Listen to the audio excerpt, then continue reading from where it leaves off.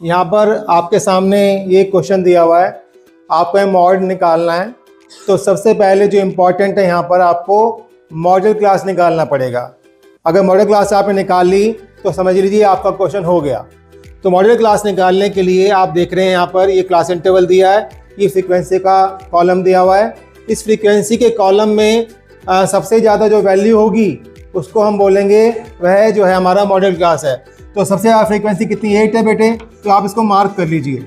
This is our model class.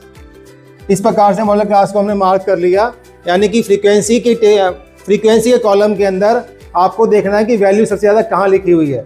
तो इस column को हम मार्क कर लेंगे, ये आपका जो है ये मॉडल क्लास होगा। तो इसके अंदर आप देखें ये